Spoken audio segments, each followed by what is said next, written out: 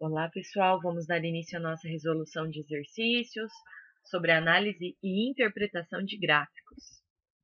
Observe o gráfico seguinte e depois responda ao que se pede. Então, nós temos um gráfico do ranking da produtividade de leite, litros por vaca por ano, nas 5 regiões do Brasil. E a letra A pergunta justamente isso. O gráfico apresenta que tipo de informação? Então, ele apresenta a quantidade de leites por litro por vaca por ano produzido em cada uma das regiões do Brasil. Letra B. Como é possível saber o ano de referência das informações indicadas? Então, percebam que no título ele não colocou a que ano se refere essa produtividade. Mas aqui, na fonte, nós temos que a fonte é o IBGE de 2017. Então, nós conseguimos saber o ano da referência das informações pela fonte do gráfico. Questão C. De acordo com as informações do gráfico e usando uma calculadora, determine a média de produção de leite por vaca por dia em cada uma das regiões, considerando um ano que não seja bissexto, e complete a tabela seguinte com a aproximação na ordem dos décimos. Bom, o gráfico ele nos dá a produção por ano, né? Litros por vaca por ano, ou seja, a quantidade de litros produzidas por uma vaca ao longo de um ano. E aqui a gente quer a média por dia, então nós temos que dividir por 365 dias. Então vamos lá. Na região sul, a nossa produção é de 3.284,6. Dividido por 365 vai dar 8,99, que arredondando é 9. Região sudeste, 2.208,8 litros. Dividido por 365 dá 6,05, arredondando 6,1, porque ele quer apenas uma casa depois da vírgula. Região centro-oeste, 1.453,4, dividido por 365, 3,98, arredondando 4. Nordeste, 1.177,8, que dividido por 365 dá 3,22, arredondando para duas casas, 3,2. E para finalizar, a região norte, 1.003,1, dividido por 365, 2,74, que arredondando, 2,7. Pergunta D. É possível que haja algum fazendeiro na região centro-oeste que tenha produção de vaca leiteira com uma produtividade média de 8 litros por vaca por dia? Pessoal, é possível, tá? Por quê? Porque ali está falando uma produção de 8 litros. A nossa média na região centro-oeste é de 4 litros. Porém, a gente está falando em média.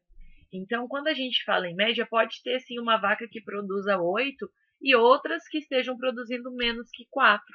E aí, quando nós calculamos a média, o que uma produz a menos equilibra o que a outra produz a mais, ok? Questão 11, da Avaliação Nacional COC.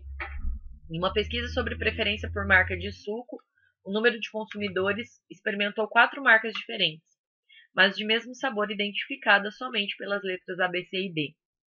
Depois de prová-las, deveriam votar na preferida. A tabela mostra a porcentagem de votos atribuída a cada marca.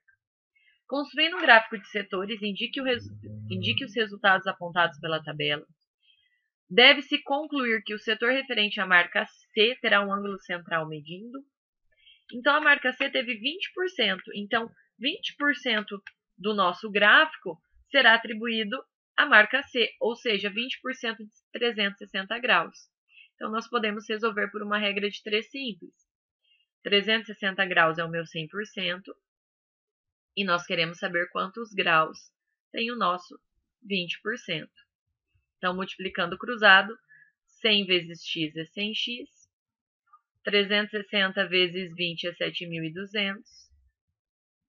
Pegamos o 100 que está multiplicando, e passamos dividindo no 7.200.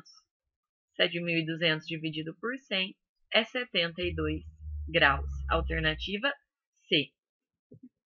Questão 12. O gráfico a seguir representa o número de recém-nascidos em 5 hospitais durante um mês.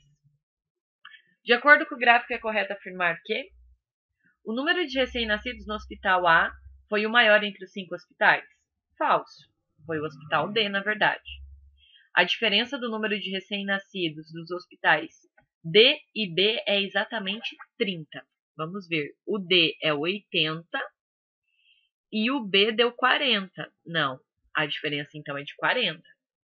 O número de recém-nascidos no hospital D é o menor entre os 5. Falso, é o maior. Letra D. O número de recém-nascidos no hospital D é o dobro do número de recém-nascidos do hospital B. Verdade, que é o que nós já vimos.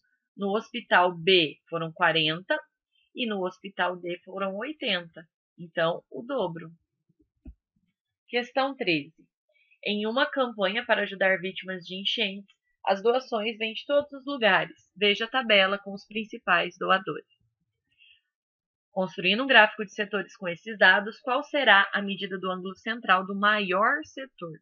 Então, o maior setor será o de São Paulo, 40%. Então, assim como na outra questão, a gente monta uma regra de 3. 360 graus está para 100%, assim como x está para 40%. Então, x vezes 100 é 100x. 360 vezes 40 vai dar 14.400. E aí, passamos o 100 dividindo.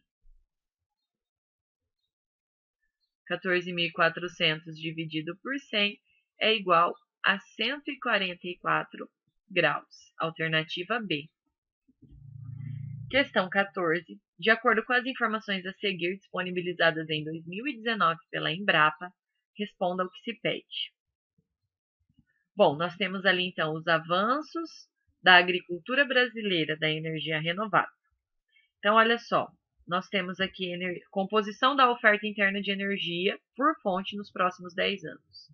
Então, em 2017, nós temos aqui os derivados de petróleo, eletricidade, derivados da cana, lenha e carvão mineral e derivados, gás natural e as demais fontes.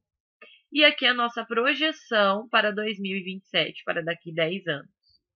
E aqui um gráfico também que compara a matriz energética entre energia renovável e não renovável, certo? De 2017 para 2027.